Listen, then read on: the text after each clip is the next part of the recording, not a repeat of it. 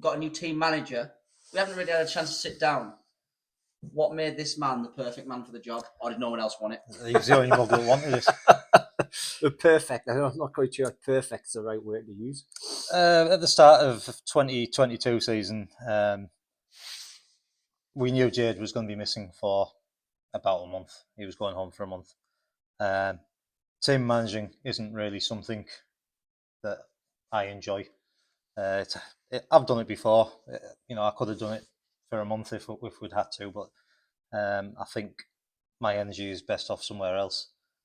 We did speak to Ben Duffel to see if he wanted to do it for a month, but that was before BSN really kicked in, so it never really got discussed again. And while we're in the discussions, I just remembered the previous season. Obviously, Gavin was in and around the pits all the time then, working with the junior team. He would always be the one that was in our ear, looking 3 heats ahead, going, well, if this happens and this happens, you might want to think about that. And it was like, yeah, well, I don't normally have that foresight in the heat of the battle. And I just thought it was a good trait to have, that he was looking that far ahead. So once we discussed it again at the start of the season, we asked Gav to do it. We got him his team manager's license before the season started. And it just went from there, really. Yeah. And a bit of a, from experience, me and Jamie both know, you had a bit of a baptism of fire at Scunthorpe as well.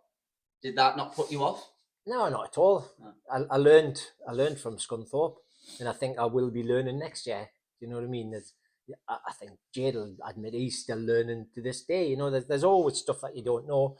Scunthorpe, I learned, as Jamie says, you got to be 3 heats ahead, but you also need to have your riders 3 heats ahead, which I learned, as I say, with Charles when I went running across to Charles and his clutch was in 3,000 bits, that I wanted him in the next one. You know what I mean? So, but I learned the next match after, I had already told Charles that if we are 6 down by 8, 12, whatever, I'll need you for there. So he was prepared as well. So I think it's a learning curve, isn't it?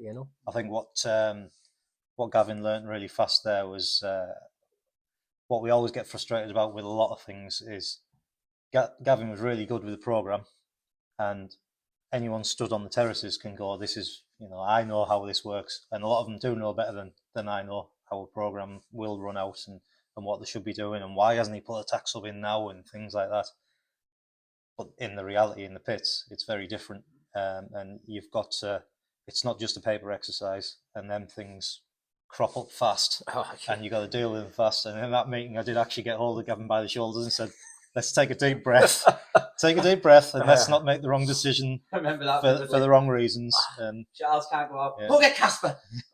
Gavin. Yes, calm down. Yeah, it was all a little bit fraught, wasn't it? I think, to be fair, and not sort of sticking up for the referee, didn't make it any easier though, did he? That day, I think he had a date, didn't he? Yeah, he had to be out somewhere, didn't he? And then Zane crashed, and then all of a sudden it became the longest meeting. Would have been done by 8:30. We would have, would have been back in the corner on the way home, wouldn't we? But never mind. Yeah.